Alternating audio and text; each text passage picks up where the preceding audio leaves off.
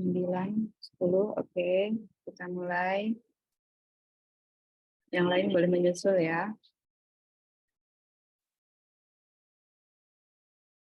Nah, ini ada pertanyaan.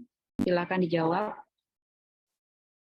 Ini saya beri contoh ke satu ya. Peristiwa apa yang mengakibatkan perubahan besar pada saudara? Ini silakan ditulis berdasarkan pengalaman pribadi.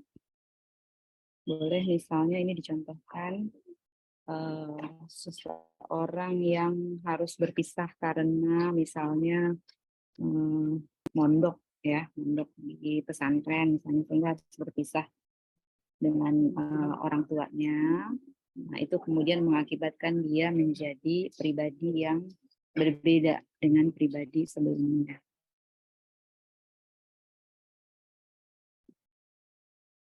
Ya, ini sudah ada yang merespons ya, perpisahan. Silakan yang lain. Feel free ya, ini tidak ada data teman-teman, saya tidak mengumpulkan data, jadi silahkan menjawab sesuai dengan pengalaman masing-masing. Tidak akan mengganggu citra diri teman-teman. Oh, baik. Pandemi COVID, baik ya. Oh, ada yang kehilangan, ada yang bepergian, orang tuanya sakit. Oh iya. Syafakallah ya, syafakillah ya, yang orang tuanya sakit, mudah-mudahan diberikan kesembuhan ya. Oke, melihat orang yang kita sayangi bertengkar ya. Oke. Nah, mungkin nanti teman-teman bisa merefleksikan ya, menggambarkan bagaimana perubahan itu terjadi dan apa dampaknya buat teman-teman ya. Ini boleh nih, kalau yang suka menulis boleh ditulis ya, diceritakan. Kalau yang suka melukis boleh digambarkan dengan komik misalnya gitu ya, foto komik misalnya ya. Wah, ini apa nih, personalisasi seseorang. Nah, gitu. Jadi sepertinya secara karakter seseorang kemudian berubah gitu mungkin ya, sehingga kemudian berdampak juga kepada perubahan diri pada kita sendiri.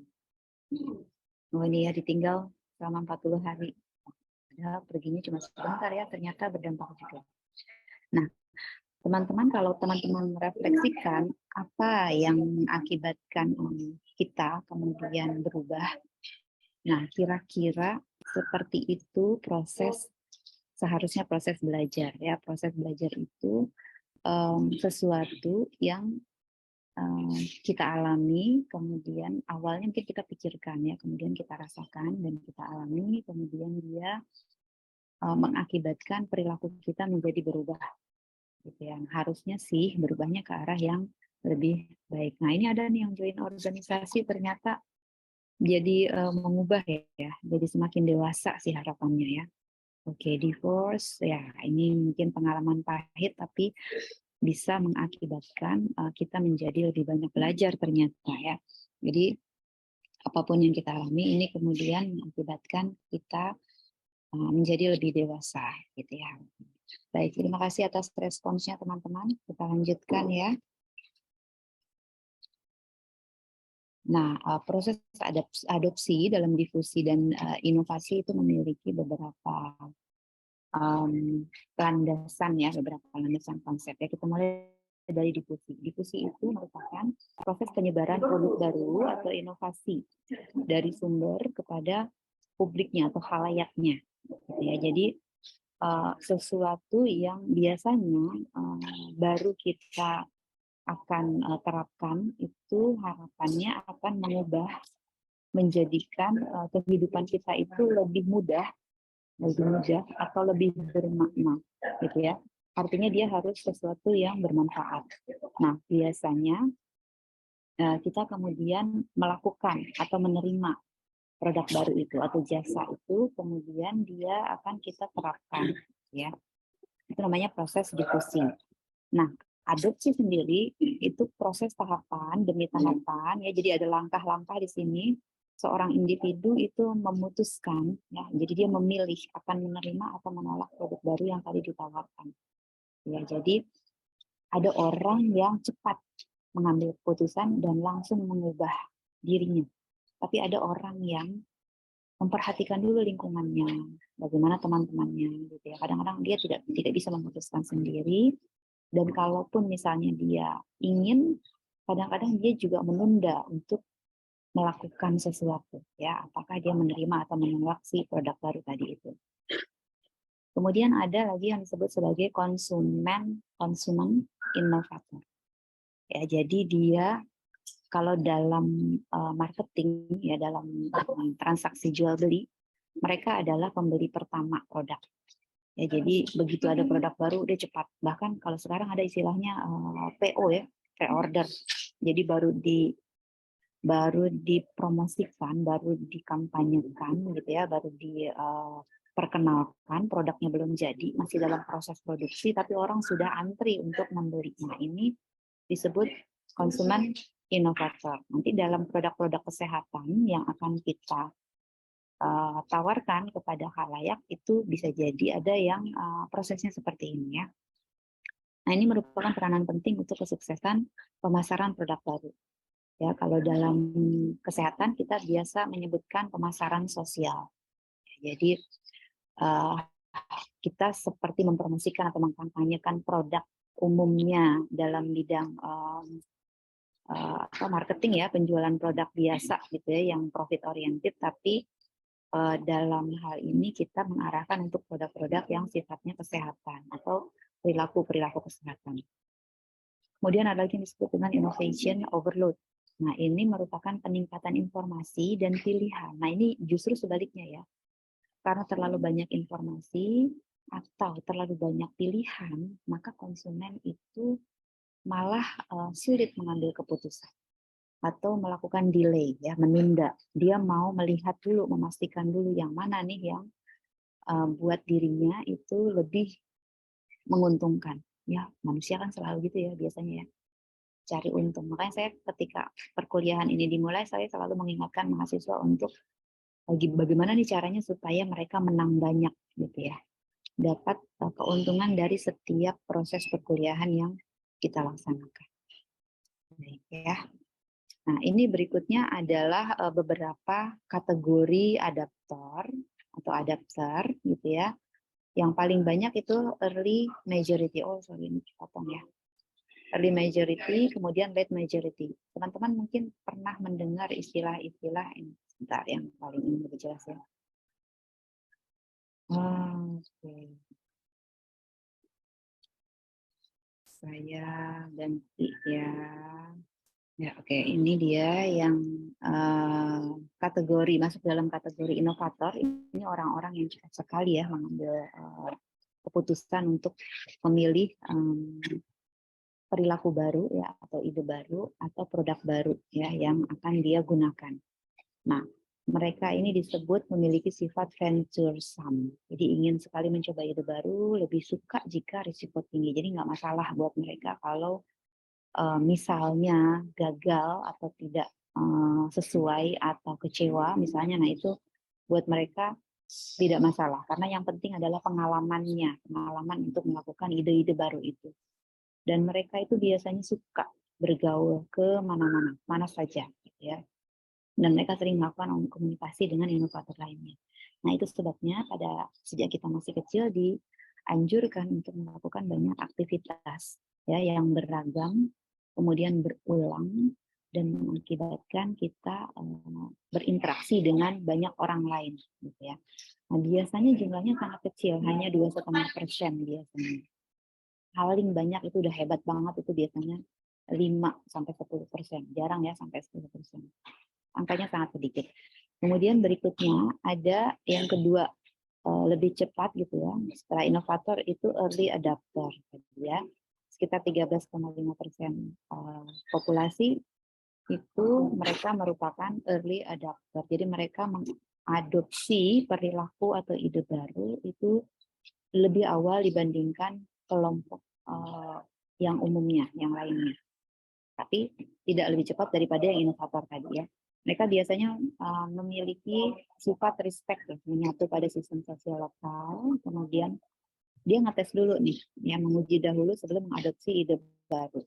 Dan mereka biasanya opinion leaders. Jadi kalau kita mau nanti ya teman-teman mengupayakan untuk melakukan intervensi pada saat PBL, ini akan sangat baik kalau teman-teman melihat siapa di situ orang-orang yang sangat berpengaruh. Ya, mungkin dia pimpinan daerah, pemerintahan daerah ya maksudnya, mungkin dia pimpinan atau tokoh ulama atau tokoh agama gitu ya, tokoh adat misalnya, atau tokoh masyarakat lainnya. Tapi bisa jadi juga dia, kalau sekarang kan millennials gitu ya, anak-anak muda yang influencer misalnya gitu ya. Kalau ada di wilayah itu yang bisa kita jadikan sebagai role model gitu ya, ketika kita menawarkan inovasi baru pada saat nanti melakukan PBL. Berikutnya ada early majority tadi yang sudah muncul ya, dan late majority. Lebih deliberate ya yang early majority. Dan mereka biasanya tidak suka menjadi pemimpin. Mereka followers sejati, biasanya yang early majority. Tapi sebaliknya yang late majority ini lebih skeptis ya. Mereka lebih cenderung untuk menunggu lebih lama dan memperhatikan kalau orang lain mayoritas sudah melakukan hal itu baru dia ikut. Tapi kalau belum banyak yang melakukan, mereka tidak mudah menerima produk baru gitu ya, atau ide baru. Nah biasanya mereka bisa melakukan adopsi kalau dia mampu secara ekonomi atau ditekan oleh lingkungannya. Ya, harus ya, mau nggak mau, karena sekelilingnya sudah melakukan itu. Nah, dan itu adalah keputusan bersama ya, berarti mereka harus melakukan hal yang sama. Dan ketika mereka melakukan inovasi yang dia lakukan itu, mereka sangat hati-hati, gitu ya. Mereka itu tadi lebih skeptis, gitu ya. Nah terakhir ada sekitar 16% orang ya, kelompok yang laggard. Mereka sangat tradisional ya, konvensional sekali, dan mereka orang terakhir yang mengadopsi inovasi. Ya, orientasinya pada masa lalu dan selalu curiga akan sesuatu yang baru. Jadi mereka itu pro status quo istilahnya kayak kita sekarang ya. Nah ini adalah jumlah ya kira-kira dalam kurva normal, itu jumlah mereka tadi digambarkan seperti ini ya. Yang inovator sangat sedikit di bagian yang paling kiri ya, saya paling kiri 2,5%. Kemudian legacy di bagian paling kanan itu ada 16%. Baik, kita kembali ke Oke, nah sekarang kita akan masuk ke seberapa penting. Ini ada beberapa KPI ya. Kalau misalnya di sini, ada yang loncat ke ini. Oke, ya, sorry ada loncatan. Nah, berikutnya teman-teman, saya berharap teman-teman bisa ya mendesain intervensi yang nantinya akan mengubah khalayak dalam membuat mereka mengambil langkah. Yang jelas-jelas mereka akan mengambil langkah untuk mengubah sesuatu, untuk melakukan sesuatu. Jadi bagaimana kita tidak sekedar melakukan intervensi yang biasa begitu ya, yang sudah secara rutin dilaksanakan, tetapi belum tentu tuh hasil evaluasinya itu bagus ya. Kadang-kadang sudah diintervensi bertahun-tahun, tapi permasalahan masih tetap muncul. Nah itu artinya intervensinya harus diubah, memberikan sesuatu yang berbeda. Namun demikian, nanti ketika teman-teman melakukan intervensi, biasanya teman-teman juga tetap akan memerlukan penyesuaian gitu ya dengan apa yang sudah dilaksanakan oleh puskesmas atau kelurahan misalnya gitu ya, apa yang sudah dilaksanakan secara rutin, tetapi teman-teman bisa membuat modifikasi dari yang sudah dilakukan tadi gitu ya. Jadi teman-teman harus mulai saat ini ya, sudah mulai memikirkan bagaimana mendesain intervensi yang menyentuh hati gitu ya, menyentuh hati khalayak ya, menggugah untuk mereka bisa mengubah dirinya. Seperti halnya ketika tadi teman-teman bercerita, apa sih yang membuat kita berubah. Tapi catatannya tidak selalu harus sesuatu yang negatif ya. Bukan berarti kalau misalnya agak sulit kemudian ya udah deh biarin aja. Kadang-kadang orang gitu ya kejedot dulu gitu ya, kecebur dulu atau kecemplung dulu gitu ya, terjerumus dulu baru bisa berubah. Padahal kalau kita sudah terjerumus kan itu kadang-kadang ada juga yang sulit gitu ya, memperbaiki diri mereka gitu ya. Pada perilaku-perilaku tertentu masuk atau melakukan perilaku beresiko itu mengakibatkan mereka menjadi seterusnya memiliki resiko gitu ya. Tidak akan berbeda ya, tidak sama dengan mereka yang memang belum pernah melakukan hal yang sama, tapi mereka sudah belajar, sudah bisa melakukan antisipasi untuk melakukan perilaku sehat yang kita harapkan, misalnya gitu ya. Nah, di sini saya berikan contoh teman-teman untuk mendapatkan data sekunder yang pertama ya untuk melakukan analisis situasi. Nah, silakan teman-teman melihat KPI-nya itu apa, ya, Key Performance Index-nya itu apa. Teman-teman, saya kira sudah bisa mendapatkan pembagian kelompoknya ya, sudah bisa menganalisis dirinya dan kemudian teman-temannya jago di bidang apa ya, potensinya masing-masing apa. Kemudian silakan mengidentifikasi lokasi tempat teman-teman ditempatkan untuk PBL dan cari data sebanyak-banyaknya untuk mengenali wilayah. Ya, jadi yang pertama kita lakukan adalah kenali wilayah, kemudian kumpulkan informasi sebanyak-banyaknya gitu ya, untuk menjadi dasar kita melakukan analisis lanjutan dan pada akhirnya melakukan intervensi. Nah, berikutnya silakan lebih detail ke arah potensi dan modal sosial yang ada. Ya, tadi sudah disebutkan orang-orangnya ya, karakteristik orangnya yang mungkin bisa menjadi modal sosial secara personal.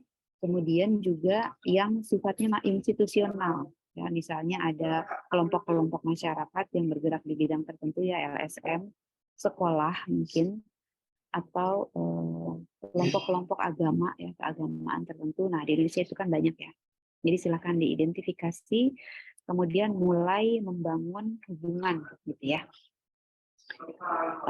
Menjalin hubungan baik dengan mereka yang ada di sana, mulai kenalan ya ibu-ibu kader misalnya ya, ibu PKK, ibu-ibu pengajian gitu ya. Dan berikutnya kita bisa lanjutkan dengan membangun kemitraan dan kalau dimungkinkan untuk mendapatkan pendanaan. Ya, jadi salah satu yang kemarin saya sarankan juga itu mungkin bisa PKM ya, tapi kalau PKM itu kan rentangnya lebih lama ya waktunya ya, 1 tahun. Jadi kalau teman-teman tahun depan baru mengajukan, di pertengahan atau akhir tahun baru dananya bisa turun. Nah, sementara itu teman-teman bisa mencari sumber-sumber lain ya, yang mungkin bisa kita dapatkan. Ya. Nah, sekarang silakan teman-teman membuat pernyataan gitu ya di sini untuk tadi ada 3 contoh ya yang saya berikan, itu mana yang paling penting dan mana yang tidak penting ya. Teman-teman bisa memberikan skor ya, 1 sampai berapa, 5 atau 10, saya lupa tuh. Di Mentimeternya tadi, kembali ke aplikasi Mentimeter.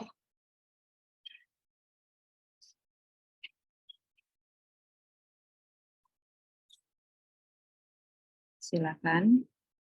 Yang pertama, tadi untuk mengumpulkan data ya sebanyak-banyaknya, data sekunder tentang identifikasi wilayah gitu ya. Untuk topik apapun. Oh ya, untuk data sekunder itu teman-teman bisa juga kepada penanggung jawab PBL itu sebenarnya tahun lalu sudah terkumpul banyak data ya, data yang dimiliki oleh kampus ya, UNJ. Itu untuk beberapa puskesmas, saya lihat sih kebanyakan puskesmasnya masih sama ya dengan puskesmas yang sekarang lokasi teman-teman PBL ini. Jadi kalau dimungkinkan kita bisa minta data itu ya, untuk memanfaatkan data yang sudah ada. Ya. Oke, selanjutnya teman-teman silakan nanti di dalam proposalnya itu menjelaskan bagaimana metode yang akan dilaksanakan baik di PBL 1 maupun PBL 2 ya. Jadi untuk pengumpulan data, kemudian untuk pengenalan lokasi ya wilayah, kemudian untuk PBL 2-nya intervensinya apa yang akan dilaksanakan. Ya, bagaimana mereka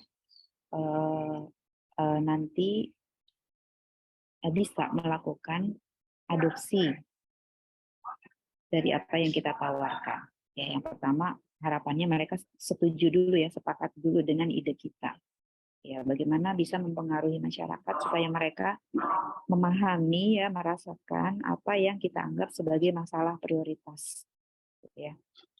Kemudian bagaimana kita bisa membuat langkah-langkah yang mendekatkan kita kepada tujuan akhir dari kegiatan PBL itu. Gitu ya, sehingga akhirnya nanti bisa diselesaikan dengan baik dan tidak berhenti. Ya, jadi diharapkan kegiatan ini bisa berkelanjutan. Ya, jadi finishingnya itu tidak sampai selesai, tapi sampai ada tindak lanjutnya. Nah, ini diharapkan di dalam proposalnya nanti bisa muncul ya, sangat detail harapannya. Nah, teman-teman juga bisa membuat timeline-nya ya. Misalnya ya, bulan ini apa yang dilakukan gitu ya. Kemudian nanti beberapa mungkin bisa per pekan minimal ya, atau kalau bisa harian itu bisa. Nah, kalau untuk di dalam proposal PBL, kalau bisa teman-teman membuat rencana yang semacam harian ya, kegiatan hariannya gitu. Jadi logbooknya itu nanti akan benar-benar terisi dan kita bisa memastikan apa yang sudah direncanakan itu tercapai. Gitu ya. Syukur-syukur kalau kegiatan-kegiatan yang direncanakan itu bisa diselesaikan dalam waktu yang lebih cepat gitu ya, sehingga nanti tersisa banyak waktu untuk teman-teman melakukan monitoring dan evaluasi baik untuk proses maupun akhir kegiatan gitu ya, sampai ke penyelesaian dari kegiatan kita. Saya nggak tahu nih tanggalnya, kemarin saya belum dapat jadwal sampai tanggal berapa ya, kalau nggak salah sih Februari ya. Nah, kemudian teman-teman juga mulai mengidentifikasi apa yang kita perlukan ya dari sisi kita, dari sisi mahasiswa, dari sisi institusi kampus, kemudian dari sisi lokasi tempat kita PBL nanti. Apa yang harus kita siapkan untuk memulai kegiatan kita dan sampai nanti akhir dari kegiatan kita. Ya. Kemudian jangan lupa juga membuat anggaran. Ya, jadi mungkin teman-teman bisa membagi paling tidak pada 3 kelompok. Mungkin teman-teman sudah dapat juga ya untuk misalnya organisasi, manajemen dan organisasi misalnya gitu ya, atau perencanaan kegiatan itu bisa lebih teknis ya. Di sini saya cuma garis besarnya. Misalnya kita bagi menjadi 3 equipment ya, alat dan bahan. Kemudian materialnya, bahan habis pakainya gitu ya, kemudian sumber daya terutama tenaga ya manusianya. Baik, silakan kalau ada yang ingin didiskusikan. Saya rasa demikian topik untuk adopsi, difusi dan inovasi, teman-teman.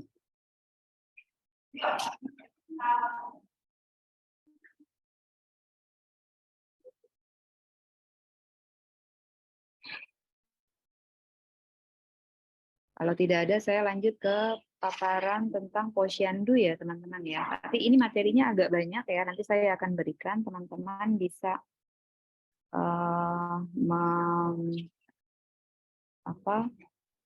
menelaah lebih dalam lagi. Kalau misalnya nanti dimungkinkan kita mengadopsi, mungkin tidak bisa keseluruhan, tapi sebagian kecil mungkin ya. Sedikit banyak kita bisa membuat perubahan atau pengembangan dari posyandu yang ada di lokasi PBL. Oke, saya tetap buka ya kalau ada yang ingin diskusi, tapi ini baterainya sudah hampir habis. Baik, kita lanjutkan. Ini saya skip ya, teman-teman bisa baca sendiri landasan hukumnya. Saya akan langsung ke kegiatan-kegiatannya ya. Kegiatan yang mungkin nanti bisa kita akan laksanakan di Posyandu di wilayah kita melakukan PBL. Nah, ini mungkin ada kemungkinan ya orang-orang yang bisa kita jadikan partner ya untuk bisa bermitra di wilayah setempat. Nah, ini beberapa masalah kesehatan yang bisa jadi akan menjadi prioritas teman-teman untuk melakukan intervensi. Luas sekali memang, jadi silahkan disesuaikan. Kalau yang tahun lalu itu difokuskan pada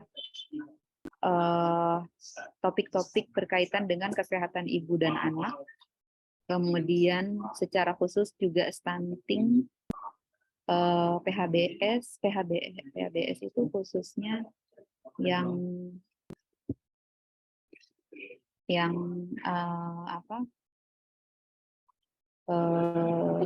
gizi ya, status gizi, kemudian perilaku hidup bersih dan sehatnya itu yang BABS, buang air besar sembarangan. Saya dengar juga di sana yang banyak menjadi permasalahan itu hipertensi. Ya, nah jangan sampai kemarin diwanti-wanti itu jangan sampai intervensinya nanti sama ini hipertensi terus gitu ya. Jadi teman-teman bisa memilih nanti topik mana yang akan dijadikan fokus, kemudian kita bisa memberdayakan apa yang kita miliki ya. Dosen-dosen juga bisa tuh menjadi fasilitator misalnya kalau diperlukan. Ini sampai ke gangguan mental. Di Banten itu angka pemasungannya juga cukup tinggi ya, gangguan jiwanya. Contohnya seperti itu ya. Kemudian ada paket pelayanan kesehatan yang bisa dilaksanakan di Posyandu Prima ya. Nanti teman-teman bisa lihat ya, lakukan analisis mana yang bisa dilaksanakan, dan ini sebagian bisa teman-teman bantu ya, bisa dilaksanakan. Termasuk juga di sekolah ya. Ini alur pelayanannya. Ini contoh beberapa Posyandu yang sudah melaksanakan program Posyandu Prima ya. Nah, ini sumber dana bisa didapat dari kalau ada dana desa misalnya atau dana kelurahan. Nah, ini kita bisa mintakan gitu ya. Kita lihat nanti teman-teman bisa mengevaluasi apakah mendapatkan ya Posyandu tadi mendapatkan anggaran dana dari sumber lokal tadi. Gitu ya. Ini ada simulasi pelaksanaan contohnya untuk kegiatan ibu hamil sampai balita itu kemarin kita sudah bahas juga, contohnya bisa dengan menggunakan emotional demonstration ya. Kemudian teman-teman juga bisa nanti bermitra dengan petugas-petugas kesehatan yang ada di puskesmas ya, ketika nanti akan ke Posyandu. Jadi sedapat mungkin teman-teman silakan ambil peran ya sebanyak-banyaknya. Ya, sehingga nanti proses pembelajaran ya, pengalaman belajar teman-teman selama PBL itu menjadi maksimal. Ya, kalau saya dulu sayang sekali, saya merasa pengalaman belajar itu sangat terbatas sehingga akhirnya kami malah memutuskan melakukan intervensi hanya di sekolah, jadi tidak di puskesmas. Ya, jadi sekarang saya sih berharap teman-teman tidak mengulangi kesalahan saya dulu waktu masih S1. Ya. Kemudian ini juga ada contoh untuk pelayanan ibu hamil, apa yang bisa dilaksanakan. Kalau sekarang pemeriksaan ANC ya, antenatal care, pemeriksaan kehamilan itu targetnya harus 6 kali ya selama hamil. Kalau dulu targetnya 4 kali. Ya, jadi bisa lebih sering lagi. Nah, ini untuk balita bisa dilakukan banyak kegiatan gitu ya. Mulai yang paling mudah ya biasanya cuci tangan ya, diajari cuci TPS gitu ya. Kemudian kalau penanganan, kalau anak diare seperti apa, kalau anak demam misalnya apa yang dilakukan, bagaimana memilih dan memutuskan kapan memerlukan obat ya. Tidak semua penyakit itu atau tidak semua gejala itu memerlukan obat misalnya. Kita bisa melakukan edukasi kepada masyarakat sehingga lebih bijak dalam menggunakan obat misalnya. Ini untuk remaja. Nah, ini jangan sampai nanti ada lagi kasus-kasus kecolongan ya ketika melakukan pemeriksaan atau penjaringan ke sekolah, ternyata anak SD sudah hamil, anak SMP sudah hamil, gitu ya. Nah, itu sayang sekali ya. Kemudian untuk lansia, usia produktif dan lansia juga ada beberapa yang bisa kita laksanakan. Silakan nanti teman-teman melakukan apa yang bisa kita lakukan. Langkah-langkahnya, teman-teman bisa memilih ya berdasarkan analisis data di awal untuk melakukan intervensi yang mana yang paling tepat. Oke, saya rasa demikian ya. Ada yang ingin ditanyakan, teman-teman? Bu, mohon maaf Bu. Ya, silakan Asti. Saya mau nanya Bu, boleh nggak sih Bu kita ngelihat nama kelompok PBL kita Bu? Wah, saya nggak punya itu Asti. Saya cuma taunya tuh kelompok saya. Bentar.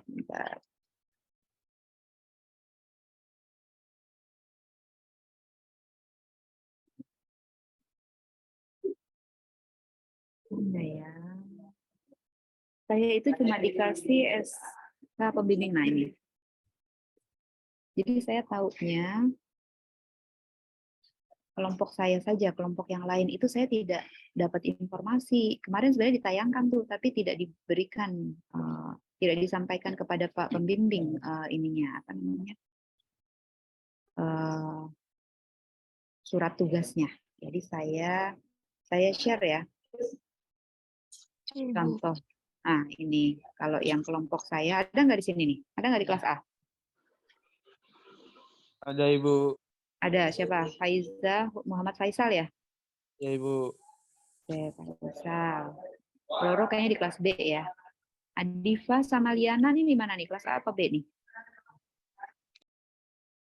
Kayaknya kelas B deh Bu, apa C ya. gitu? Nah, nih teman-teman kalau ada yang sudah dapat informasi seperti ini segera membuat apa namanya koordinasi ya.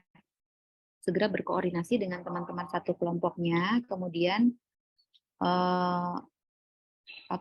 bisa mulai melakukan persiapan-persiapan gitu supaya nanti ada waktu untuk pembahasannya tuh lebih leluasa gitu. Mau bikin apa-apa itu punya waktu lebih lama, lebih panjang ya kan. Kalau semuanya terlalu singkat waktunya nanti kalian nggak sempat ngapa-ngapain sayang gitu ya.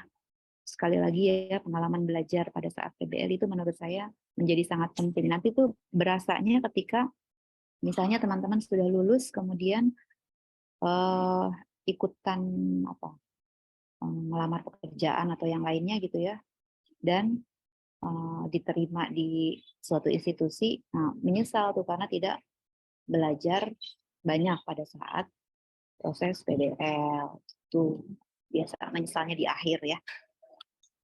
Begitu ya Asti ya. Coba ditanya ke sekretariat, coba ke sekretariat atau ke dosen penanggung jawab PBL-nya.